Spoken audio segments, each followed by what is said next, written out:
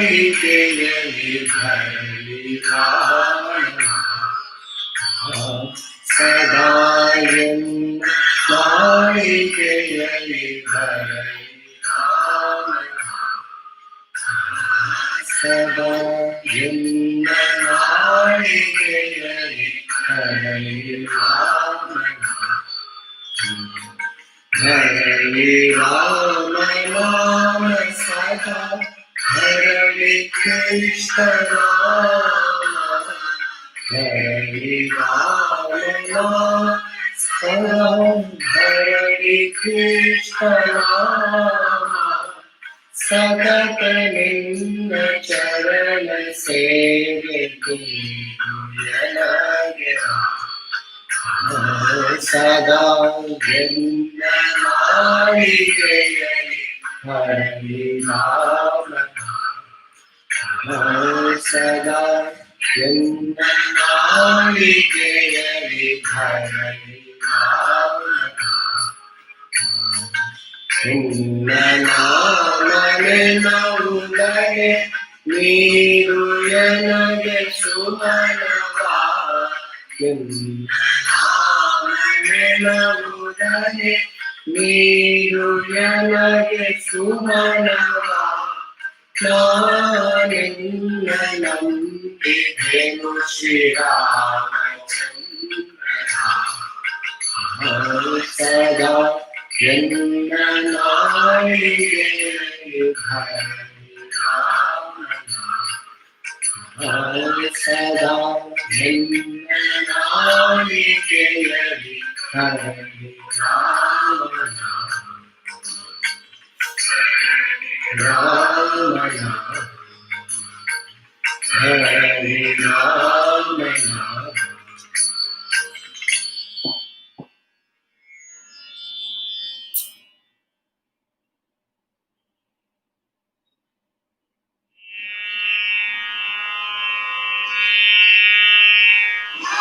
लागी लगन शरण की मोरी लागी लगन शरण की मोरी लागी लगन शरण की मोरी लागी लगन शरण बिना मुझे कुछ नहीं भावे शरण बिना मुझे कुछ नहीं भावे युगनायक सब सपने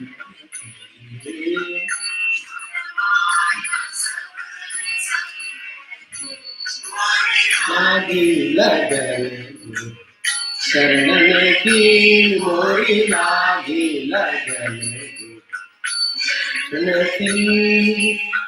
सागर सब सुख गया है सागर सब सुख गया है फिकर नहीं मुझे कर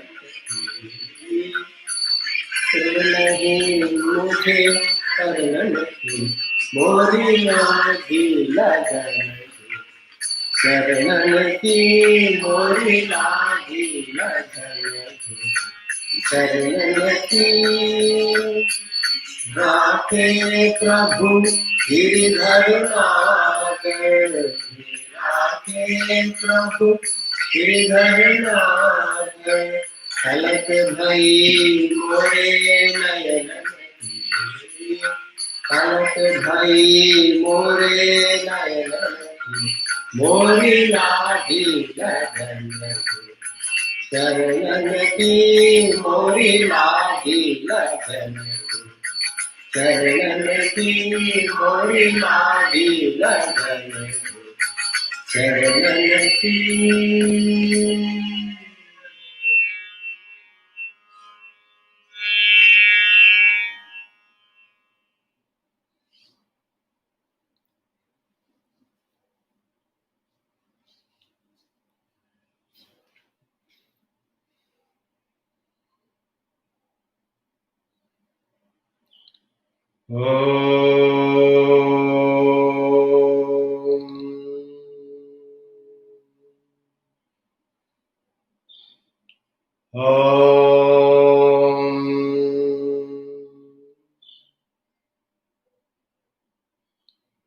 सहना भवतु सहनौ भुनक्तु सह वीर्यं करवावहै तेजस्विनावधीतमस्तु मा विद्विषावहै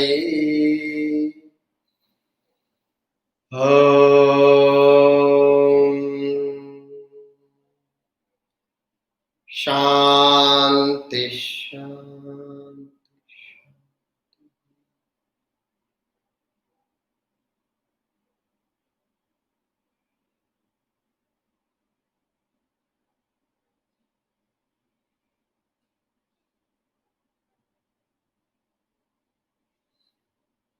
We will chant Bhaj Govindam verses 20 to 31.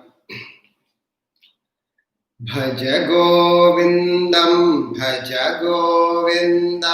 Govindam Bhaj Mudhamate Samprapte Sannihite Kale Nahi Nahi Rakshati Dukrun Karane Bhagavad Gita Kinchita Dhita Ganga Jalalavakarnika Pita Sakradapi Yena Murari Samacha Kriyate Tasya Yamena Nachacha Punarapi Jananam Punarapi Maranam Punarapi Janani Jathare Shayanam Iha Samsare Bahudostare Krupaya Pare Pahi Murare Rathyaachar patha virachita kantaha punya punya vivarjita pantaha yogi yoga niyojita cheto ramate balonmattava deva Kastvam koham kuta ayatah kame janani kome tataha iti paribhavaya sarvamasaram vishwam tyaktva swapna vicharam Tvayi mai chanya traiko vishnuhu vyatham kopyasi mayasa hishnuhu bhava samachitta sarvatra tvam vanchasya chiradhyadi vishnu tvam Shatrau mitre putre bandhau ma kuru yatnam vigraha sandhau sarvasminnapi pashyatmanam sarvatsro sruja bheda jnanam Kamam krodham lobham moham tyaktvatmanam pashyati soham atma jnana vihina mudha te pachyante naraka nigudaha Geyam Gita Nama Sahasram Dheyam Sripati Rupa Majasram Neyam Sajjana Sange Chetam Deyam Dina Janaya Chavetam Sukhata kriyate Rama bhogaha paschadhyanta sharire rogaha Yadyapi loke maranam sharanam tadapi na munchati papacharanam अर्थमनर्थं भावय नित्यं नास्ति ततः शुक्लेशः सत्यम् पुत्रादपि धनभाजां भीतिः सर्वत्रैषा विहिता रीतिः प्राणायामं प्रत्याहारं नित्यानेत्यविवेकविचारम् जाप्यसमेतसमाधिविधानं पूर्ववधानं महदवधानम् गुरुचरणाम्भुजनिर्भरभक्तः संसाराध्य चिराद्भव मुक्तः सेन्द्रियमानसनियमादेवं द्रक्ष्यसि निजहृदयस्तं देवम् भज गोविन्दं गोविन्दं भज मूढमते सम्प्राप्ते सन्निहिते काले नहि नहि रक्षति दुःकृन्करणे. So we have been studying the chapter Light of Wisdom, and we covered the topic in the previous class, that aggressive and the passive. Aggressive and passive, and we thoroughly covered the entire portion. The aggressive goodness is our aim to develop within us within this lifetime. So aggressive people are the people who use the intellect. Passive people are those who don't use the intellect, so in their day-to-day life transactions. So those use the intellect are two types, good and bad. And not using the intellect, which is passive people, are so two types, who are passive good, passive bad. So the entire Mahabharata is the play between the aggressive badness, aggressive goodness, passive bad, passive good. The entire four categories you can find in the Mahabharata. Duryodhana is the specimen for aggressive badness, and passive goodness is the Pandavas, passive badness is the Kauravas, and the aggressive goodness is the Lord Krishna himself. Therefore, always the honest people suffer and the dishonest people prosper is the common complaint in the world. Why the good people suffer in the hands of bad people? Because the dishonest people use their intellect to manipulate and plan and program their life to achieve their personal benefits. They can only be encountered and able to be conquered only with the aggressive goodness, for which you need a strong intellect and for the higher cause. This is the only savior, this is the only help you will get through Lord Krishna's advice, which is what Vedanta.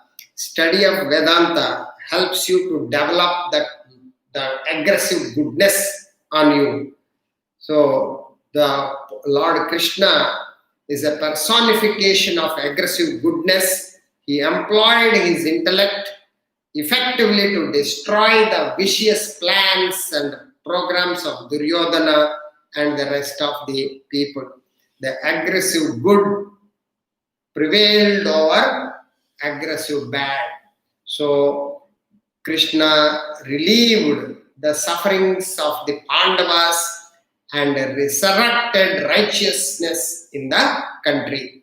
Even we are celebrating this great festival of Dashara, the Navaratri. So a brief description of this Dasara also will help in understanding what the symbolic representation of this festival Dashara. Dashara. Dash means 10. So as you all know, the Dashara is a festival celebrated in the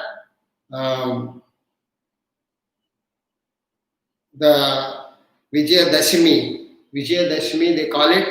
So the Dashami or Dashara is having a great symbolism. It is actually celebrated for 10 days, beginning on the first day of Hindu month Ashwin, which is September, October. This is celebrated in various ways in all over the country. It is observed that Durga Puja and as Vijayadashmi celebrating victory over. What is the symbolic meaning of this Dashara is victory of Lord Rama over Ravana as Navaratri, festival of 9 nights is celebrated. So this aggressive goodness and aggressive badness also symbolically represented in the Vijayadashmi. The Durga, goddess Durga represents, is created, is the form created by the 3 gods. Those are the god of Brahma, Vishnu, Maheshwara. All 3 put together is the goddess Durga for destroying the demon, the powerful demon. Who is that? Demon sent by the most powerful representative, Mahishashura. That's why the goddess has earned the name called Mahishashura Mardhini. Mahishashura is the form of buffalo. Mahi means buffalo. The buffalo in the name of Rakshasa, in the name of buffalo. Fight Durga. So the goddess fought with the great demon and killed him. So the buffalo is a demon. Rakshasa represents the animalistic tendencies in a human being. It's the lower tendencies, that desire, selfishness, greed, lust, anger, envy, jealousy. All the negative emotions are in full blast, aggressive form, very, very aggressive form, pleasurable form, high peak stage is called aggressive form. That is the Rakshasa. So aggressive badness is high and aggressive goodness is in the form of Durga. That is the both fought each other and goddess killed the highest dharma. Goddess represents the higher, the demon Mahishasura represents lower. Lower fight between the higher and the lower. In the human being, there is always a conflict. There is always a fight between the higher natures in you and lower natures in you. Higher nature is the noble, righteous, peaceful, welfare and happiness, kindness, compassion, and lower nature is selfishness, greed, jealousy, lust, envy. All this, there is a conflict. So both are in the absolute aggressive form is represented by Dashami, Dashara. So the festival of 9 nights, the goddess Durga is in aggressive form, because to kill the demon in aggressive form, you need an aggressive higher to kill the aggressive lower. So the nobler tendencies of Durga is a form of Durga. A man, a human being is a mere expression of his inner nature. Man's inner nature, human inner nature falls under the aggressive and passive. Already we covered. So this is the beautiful representation of aggressive goodness and aggressive badness fight. So the classic example of this victory of Durga is the triumph of aggressive good over evil, the destruction of vasanas, desires, and realization of the divine self is the representation of this great Durga Puja. Even Rama is said to have performed Durga Puja and invoked blessings of goddess Durga before he left for the Lanka to fight Ravanasura. So whoever develops, it is a symbolic representation of until unless you strengthen and develop your intellect and make it aggressive good, like Lord Krishna, you can't handle the treacherous practices of the aggressive bad elements in the society. Means all the time you must use the intellect in your day-to-day transactions of life. So Rama killed Ravana and regained the consort, wife Sita, consort of Sita. The story again represents the destruction of evil forces, Ravana, and the reunion with the Supreme Self, Ayodhya. The Rama joining Sita represents the spirit and matter. So the union with the individual self with the Supreme Self. That is the Rama in the Ayodhya. Ayodhya is again a symbolic name. Yodhya means Yuddha means war. Ayodhya, A means non. Non-Yuddha means peace and happiness. So that's how you get the happiness, peace within you. So the moment you eliminate the evil forces in you, you gain the Atman, you gain the peace and bliss, you gain the enlightenment. It is represented by reunion of the Rama with Sita.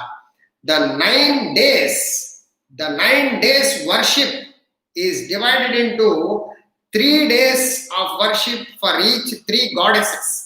As you all know, goddess of Durga is made up of 3 goddesses.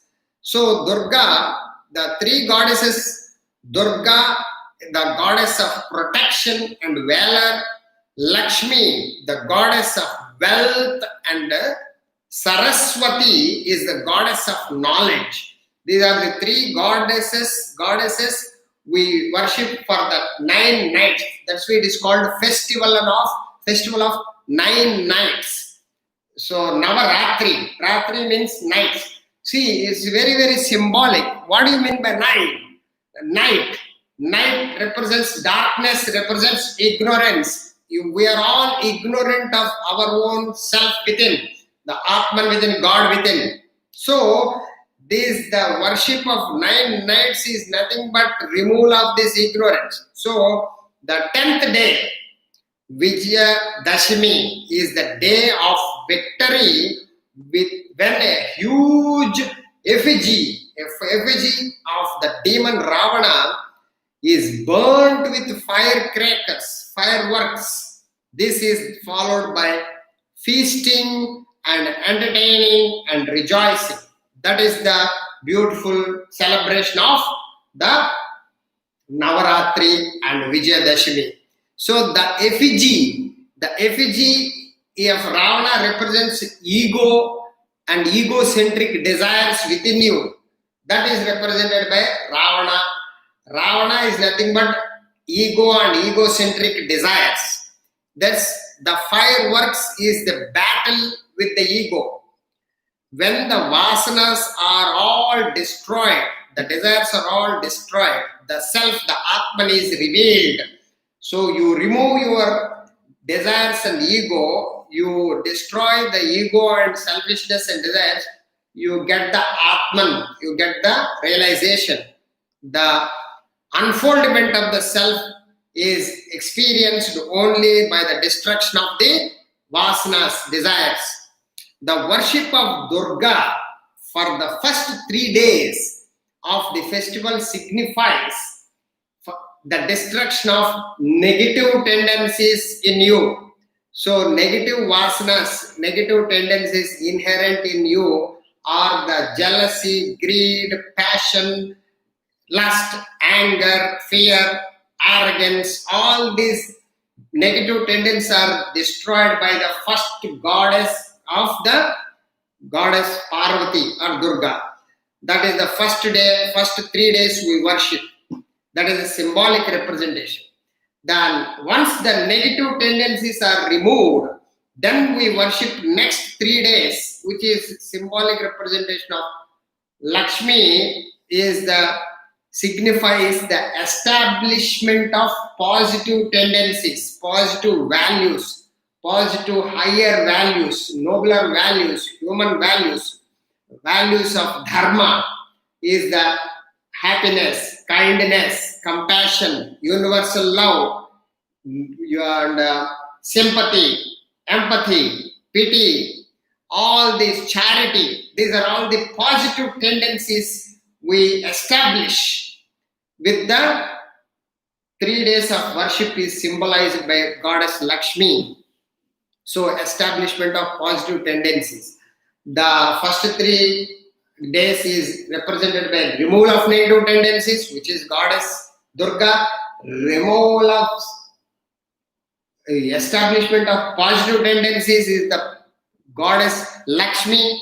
Worship of 3 days, and the last 3 days we dedicate for the Saraswati. Saraswati is the goddess of knowledge. Goddess of knowledge. You will be qualified, you are prepared, you will be able to be eligible for gaining the knowledge of the self, Atma Vidya, only when you have positive tendencies, positive values, positive feelings. That is the 3 days, last 3 days represented by goddess Saraswati, gaining knowledge of the self. These 3 days are allotted to each goddess to indicate the discipline and training to be practiced at the 3 levels of the personality, namely physical, emotional, and intellectual. All 3 are practiced so that you will be geared to gain the knowledge of the self and become enlightened, to achieve the goal set for the type of worship. The 9 days of spiritual discipline and training are only a symbolic. So a human being must execute karma yoga for the physical body. Physical body should be engaged in service and sacrifice, and the mind must be cultivating positive emotions and remove the negative emotions. That is the goddess of Lakshmi. And then intellect should be engaged in the Jnana Yoga. Bhakti Yoga is for the mind, Jnana Yoga for the intellect, where you gain the knowledge of the Supreme. Nitya, Anitya, Viveka, Vicharam. You gain the knowledge by applying the thinking on the distinction between the permanent and impermanent aspects of the life and the world. So what is permanent? The self is permanent. What is impermanent? The body, mind, intellect, the perceptions, the actions, emotions, and thoughts. So by negating the impermanent aspects and anchoring towards the permanent aspects is the fixation and gaining the knowledge of the Supreme. So knowledge of the self. This is the Vijaya Dashami, the 9 days of spiritual unfoldment. The victorious 10th day, the moment you gain the spiritual unfoldment, the 10th day, Vijaya Dashami, represents the day of enlightenment. So once these 9 nights are over, you finished your spiritual path by final gateway of meditation on the single thought of Supreme Self, and to the exclusion of all other thoughts, you destroy all the ignorance and gain the enlightenment. That's how you remove all vasanas. So the knowledge of the self is dawned on the individual. The individual is said to be attained the moksha, the liberation, the God realization, the Atman, the Brahman. That's what they're represented by the 10th day. So the beautiful 10 days we celebrate, so that what the idea behind is, we must get on to this spiritual path of karma, bhakti, jnana. So this is the great symbolism of this Navaratri and Vijaya Dashami. With this, we get on to the topic, joy of learning. So whole world today, the study became a painful burden, troublesome, tiresome. The people don't want to study, don't want to learn, don't want to enjoy the study because of lack of understanding and lack of proper exposure, lack of maturity. the current situation of the education system is only giving pain and agitation of learning. But here, the true learning in the old Gurukula Pathshalas, the students used to flock around the master and keep asking questions and hang around the great enlightened master, like the great brothers of Rama, all four brothers engaged in Gurukula with Vishwamitra.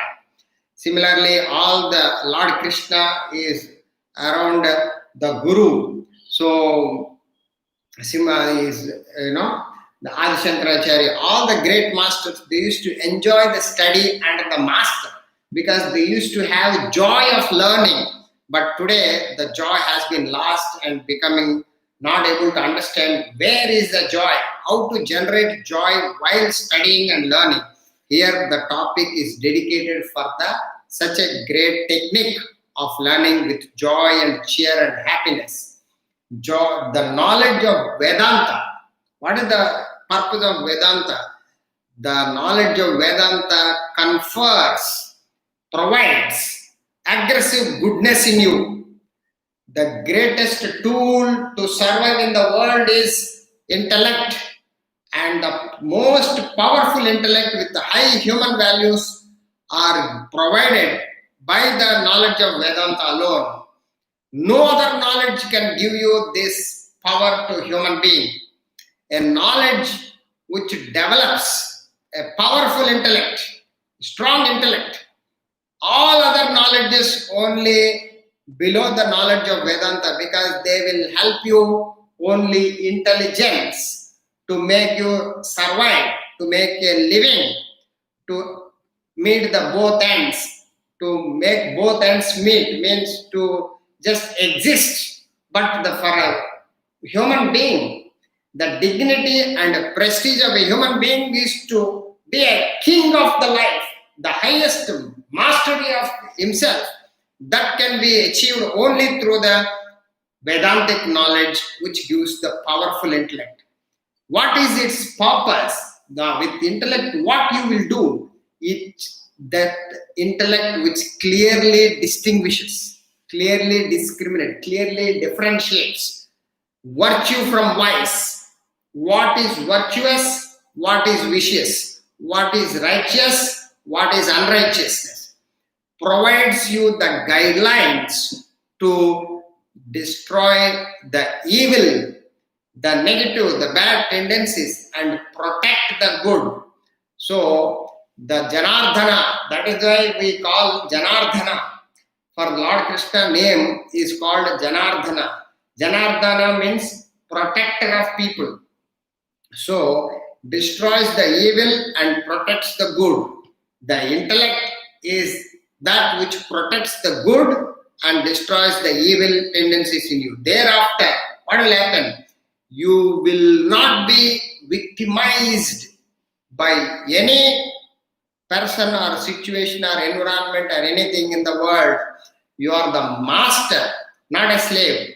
Nobody can victimize you. Nobody can imprison, trouble, torment, make you slave, victimize you, anyone. Nor another condition, you would victimize others. You would not be making others slave. It's very interesting. Today, you ask anybody in the world, anywhere, you can only see people. What is the nature of the people today? Either they are the boss or the slave. They are not human life. They're supposed to live a human life. But they are either the boss, they become bosses, and the same boss will become slave under somebody. So this is the condition of human being. Mentally we are talking. You may be occupying a position in the company or an organization, in the college or a school or in the world, or a politician or a lawyer or a doctor or engineer. That is not the field of activity. That is not the personality of occupation we are talking about. It is the very mind's inactive, mind's lack of maturity, lack of Vedanta makes you become slave. Either you make others slave or you become slave. You want somebody under you, sorry, or to boss, you want to become boss, or you want to become slave. This is the very, very sad state of human affairs. Human being must live aggressive goodness. Neither you be boss for others, nor you be boss to yourself. Neither you make others slave for you, nor you become slave to others. You live and let live. Win-win situation. You help yourself and help others. Be friendly. Yes, yah sarvatran abhisneha tat tat prapya shubhashubham nabhinandati nadveshti tasya prajna pratishtita. You are friendly with every living being. Not only that, like Lord Rama in the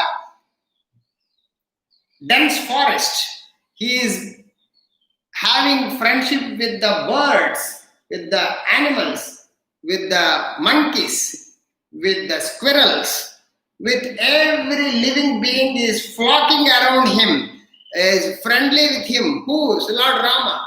That is aggressive goodness. So, thereafter, once you gain the knowledge of the self, you will be free from these clutches of victimization. You neither want to victimize others or you be victimized by others. This is the great life. What a great freedom. What a great liberation. What a great happiness you achieve just by existing in this world. We are not talking about the enlightenment. We are not talking about the reaching of the ultimate goal of supreme self of mukti or liberation. Even to be a normal human being, you need a powerful intellect and able to conduct your day-to-day life without getting victimized by these external objects and beings. Today, every human being is either slave or either bossing over. This is very, very sad state of affairs. Human being ought not to get victimized by the world, victimized by the environment, victimized by the situation or circumstance or the objects or beings. That only helps you to get that state is only through aggressive goodness.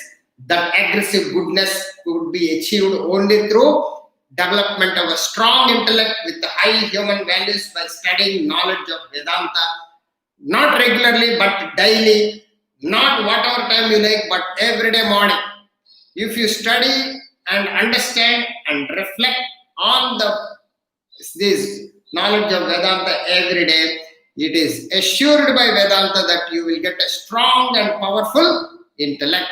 This is what is the joy of learning. You would mean and do good to the society. Once you get the intellect, you are refused to become selfish. You can't be selfish. It's like once you've grown as an adult, you can't become a child anymore. You don't behave like a child anymore. Once you are cultured, once you are refined, once you are civilized, you can't be a tribal, you can't be a uncivilized, you can't be uncultured. The moment you establish in higher growth, you cannot entertain the lower values. Once you learn the art of communication with proper English language, once you establish in high communication skills, proper pronunciation skills, you can't go back to broken English. What is that broken English? Beauty pat, beauty but. So you don't use all these English words. You use proper understanding and proper communication skills. This can happen only once you establish. Similarly, it is a non-written. Once you grow, you don't come back. Similarly, a person who is developed high hygiene, high cleanliness, high habits of doctor or medicine, he can't go back to slum with unhygienic and unhealthy habits. This is a law. Similarly, once you develop knowledge of Vedanta, once you gain the knowledge of higher values, once you gain becoming unselfish, you can't be selfish. This is a law. So, the more you grow into the higher and higher, the greater is your personality development and intellect development, and you become a beacon of light for others, and you mean to do good, and you do good, you mean to do good. Mean means your intention is to do good. Your mental attitude transforms into a goodness, and you are dynamic. So you mean and do good to others. You would mean and do good to the society, and you become a beacon of knowledge. You become a ocean of knowledge, a beacon of light, just as a lighthouse. You see the lighthouse in the bay of, bank of the ocean. The lighthouse always rotates, especially those who are living in the beach road in the evenings. Most probably after 5 or 6, I do not know what time. There is a light rotates, a tall lighthouse in the, what is that, nose, dolphin's nose. So what is that lighthouse? The ships are coming to the shore from the far away distances of different continents and different countries. They are going through so many years, so many months and days of cruise, travel, distance time.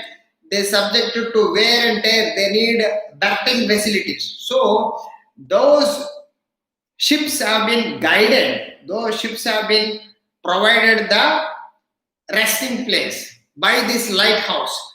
They will feel hospitalized, as it were. They feel berthing facilities in the port. Similarly, the human beings are going through the sailing of this contact with the external world of objects and beings and experiences, and their personalities becomes, agitated, stressed out, worried, anxious, and totally, subjected to, tormented by the worldly challenges. Such human beings, they look for shelter, they look for guidance, they look for the support. They have been searching for that. Such people, you will be able to help them out. That's what the great Lord Krishna did. That's what Lord Buddha did. That's what all the great masters did. They mean good, they do good to others. One person asks, what is the purpose of religion? What is the ultimate goal of religion? Asked to Swami Vivekananda. Swami Vivekananda was asked by this question by the foreigners. What is religion? Did you come to teach us religion? We are already having our own religion. Why are you bringing a new religion to us? Then Swami Vivekananda says, religion is nothing but be good and do good. The two words he uses, be good and do good to others. That's all. You complete your journey. So that can be possible only through development of aggressive goodness. Once you develop aggressive goodness, you become a beacon of light, knowledge, and the virtue for the rest of the world to be followed, rest of the world to emulate, rest of the world to get the guidelines. So people carry the general impression, people misunderstand the general impression that Vedanta, knowledge of Vedanta is abstract. It's very terse, very complicated, very, very tough to understand, and it is inaccessible to common man. It is too high, too abstract, too tough to understand. That's what the many people misunderstand, misimpression. This is a wrong impression, not meant for the people. Think generally, Vedanta is not meant for the common people. Vedanta is not for the general people. People in the world, people are active, people are dynamic. Vedanta is not meant for them. People is only people who are retired or people who are about to go into the graveyard. People who think very wrongly about Vedanta, and that only those who are brilliant. Some people think only educated, knowledgeable, brilliant, have some status in the society. Such people only qualified. Brilliant people should attempt to approach it. There's some misunderstood people will be coming to such wrong conclusions. This is not true. Vedanta is not for only brilliant, top quality, highly intellectuals and highly established people in the world. This is wrong understanding. This is misunderstanding. The misconception arose because of the subject matter of Vedanta. It has to be learned and practiced. It has to be learned and practiced like any other technique. That is the thing which people misunderstand. Vedanta is not like a casual post-retirement pastime of just mechanical glancing through, picking whatever book it comes and reading and getting mastery over that knowledge. Vedanta is not possible to gain like that. Vedanta has to be learned systematically, scientifically, step by step, like any other graduation which you study, like engineering or medicine or management or commerce or business. Any subject, you gain that knowledge by systematic course of study, a list of course. You must admit yourself into the particular branch in the particular college or institution, university, and get the knowledge and become a graduate in that subject. More than that, the Vedanta is also same procedure. You must slowly, step by step, gain this knowledge, learn and practice it. This is also should be approached in a similar way. It is a technique. So therefore, living is a technique. Living is a skill. Living is an art. One has to learn and practice. The only misunderstanding is no human being understands that living is a technique. Life and living is a technique. It has to be learned and practiced. Therefore, everybody believes that they know how to live, and they just get onto the world without knowing this technique and get into all sorts of consequences. Just as a person takes the vehicle without learning the driving, without learning the art of driving and experienced in the skill and practiced under a training school. If you go to the express highway, you only become a disaster of accidents, and you lose your life, and you perhaps kill others and damage the property and suffer everybody. This is what the similar way. Today, what's happening with the life? Human life has to be learned and practiced. There is no plan, there is no program, there is no any understanding about this technique. Most important technique has been mostly obliterated by the human being, and therefore the today's suffering in the society all over the condition of fall of the human intellect is deteriorated alarmingly. So the misconception arose because the subject matter of Vedanta has to be learned and practiced. You must go back to your school of learning again. As far as the Vedanta is concerned, you must approach it as a student of any other branch of knowledge, learning and practicing. It is a skill, it is a technique, it is an art. And the process of learning takes a while.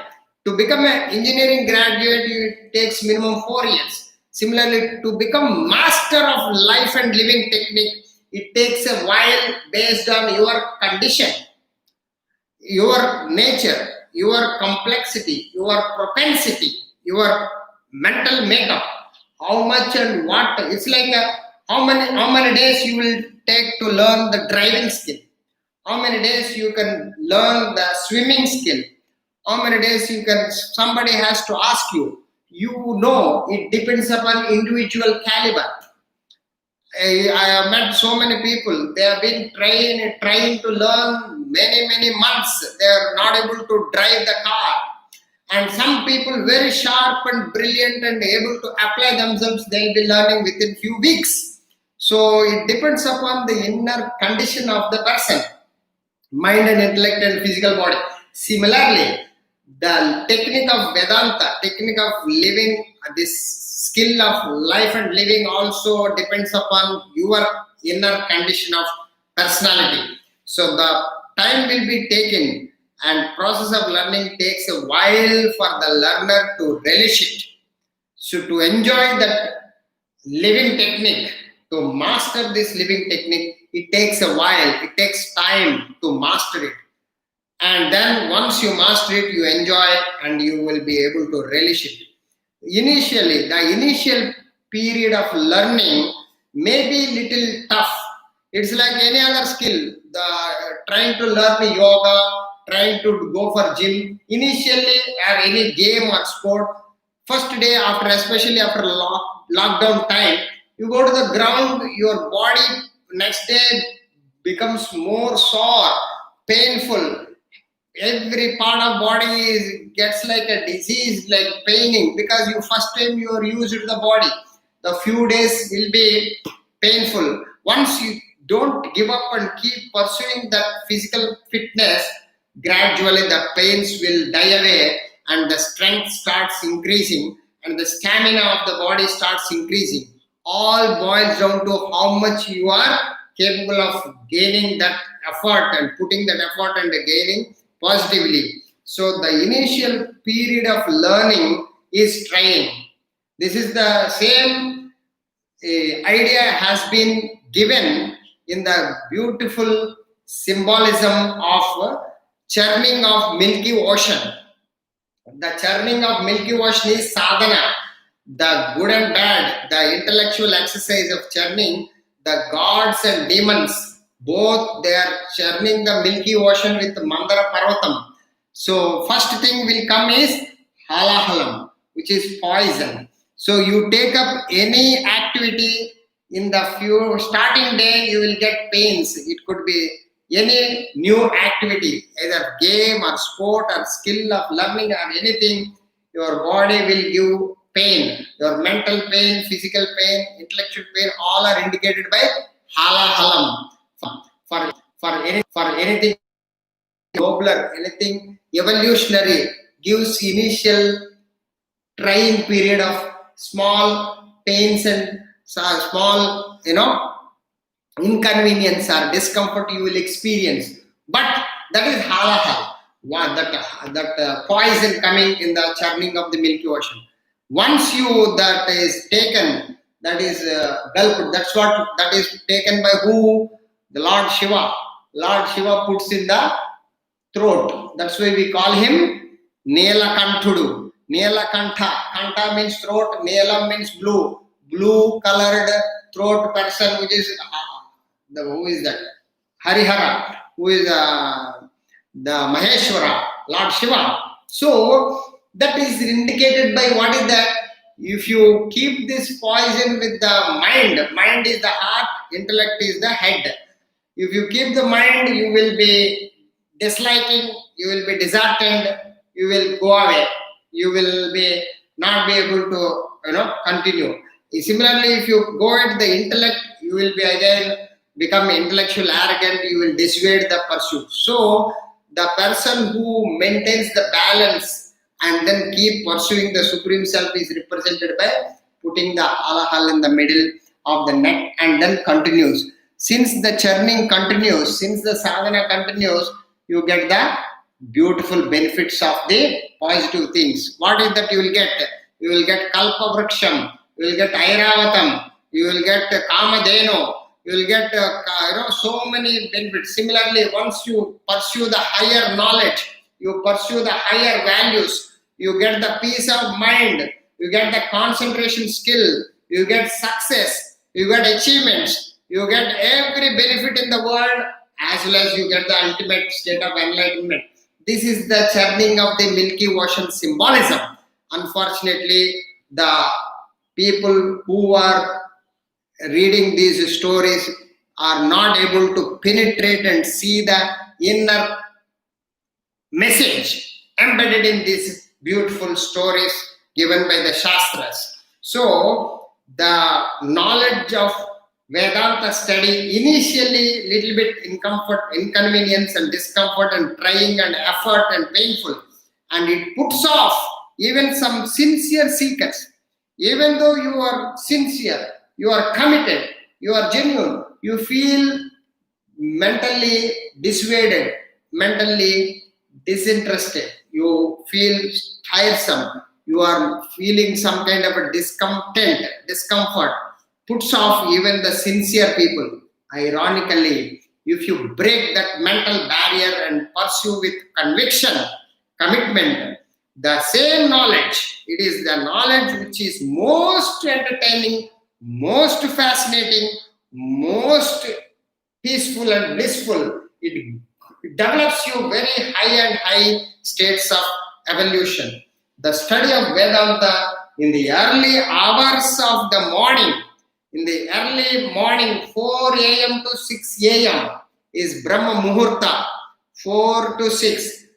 This is the time you must imbibe the Vedantic knowledge to get the exhilarating experience, fascinating experience of the sattvic quality, because at that moment only, during those 2 hours, your total content of sattva. See, as you all know, we are made up of 3 gunas, sattva, rajas and tamas. Sattva is the highest quality of peaceful thoughts, is the mental states, thoughts which are peaceful, calm, serene, is called sattvic quality. Thoughts which are agitated, desire-ridden, worried, stressed out, is the rajasic thoughts. These thoughts will come only whatever percentage you have, they express themselves from 6 a.m. to 6 p.m. During that state, everybody is in worried and tension, rajasic, mind is oscillating, fluctuating.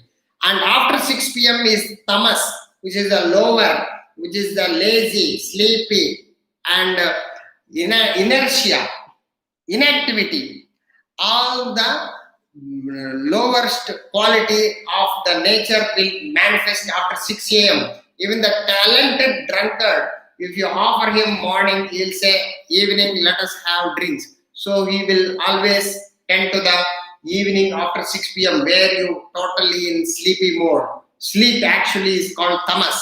So you must use the early hours of the morning, and that study of the Vedanta is most inspiring, most exhilarating, most ecstatic. An enchanting experience if you consistently pursue the knowledge of the study every day. It is the day after day you are peaceful and you are blissful, your mental states keep on changing day by day based on your efforts and based on your commitment, your conviction for the study of Vedanta. So the knowledge of Vedanta is best grasped between 4 a.m. and 6 a.m. So what is the best time for study of Vedanta? That is, the study of Vedanta is best, and you grasp maximum only morning 4 a.m. to 6 a.m. That is, at least those who can't get up at 4 a.m., at least best time is 4:30 or maximum 5 o'clock. Not less than that. The moment you get up and study this Vedanta, you will be experiencing different quality of life. You are well ahead in the world. You will be successful and peaceful.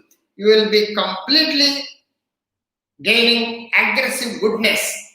That is the power of Vedanta. So Vedanta gives that power of aggressive goodness. If impractical to you, between 4 a.m. to 6 a.m., you may choose a time which is close to your 4 a.m. to 6 a.m. Means at least 5:30, at least 6 a.m. You may as close to those slot of 4 a.m. to 6 a.m. is best time to grasp the essence of self-knowledge and self-discovery and self-unfoldment. This is the Vedantic knowledge will be maximum benefits you will be reaping only when you study early hours in the morning. The knowledge has to be, the next point you must understand is, you should not be overdosage or underdosage of knowledge. Your knowledge must be in the right dosage. How much your intellectual capacity you must collect that much knowledge and try to study and absorb it. If you increase the dosage, it will not have any impact in you. If you reduce the dosage, it will not have any impact. The dosage must be assessed by your intellect. How much you eat, just like how much you like to eat. How many idlis you want to eat, I am capable of eating 3 or 4, depending upon your stomach size and your appetite and your work and your all other factors. You will be coming to some conclusion to how much you want to eat and what you want to eat. Similarly, how much knowledge you must gain in the morning, you must assess yourself. The knowledge has to be taken in regulated dosages. So the dosage of the knowledge for the intellectual growth is most important. People either study or they don't study. They study in the form of reading the book mechanically and not able to grasp anything. Or they just going through like volumes of literature. So early morning, your mission, your purpose is to develop the intellect. How you develop the intellect? By application of thinking. Thinking, reasoning, judging, deciding is the function of the intellect. So you must think on what? On the truths of life laid down in Vedanta. So take the paragraph, sit with the paragraph, constantly think and reflect and contemplate upon that what you have learned. So you keep studying each and every sentence and think on it. This is not like completely rushing through like a novel. So you must, that is the reflection. It is called mananam. Shravanam is listening from the master, listening from the spiritual masters or books or the net or every resource. But having received the knowledge, you must sit with the knowledge, try to analyze, try to question, try to penetrate into the every aspect of its practical application. So that is the called reflection, contemplation. Then you absorb the knowledge. You develop the intellect through mananam. Shravanam should be connected with mananam. Mananam means reflection and contemplation. Thinking originally, or else you will be simply a Xerox machine. You simply by-hearting and reproducing. That there is no development of original thinking in you. There is no development of independent application. Independent thinking cannot be developed. When you don't develop independent thinking, there is no growth of the intellect and there is no aggressive goodness. If there is a total application is wrong. So idea is to strengthen your intellect by independent reflection and contemplation upon the truths laid down by the Vedanta in regulated dosages. Your dosage also must be defined by you. How many paragraphs you have to take it. You have to select that much paragraphs and study with it. Approach it. So how to approach this knowledge? Your approach should be as scientific as possible, as practical as possible. You should not be what is that called? A theoretical, an imaginary, and impractical. You cannot have the knowledge of Vedanta with that approach. There is no such thing called imaginary in this Vedanta. Everything is scientific and practical and down to earth. So you can immediately experience the benefits the moment you put the effort in this subject. So you approach it as you would any scientific study, scientific knowledge. Study and reflect daily upon the truths therein. Do not proceed further until you have absorbed the portion already covered.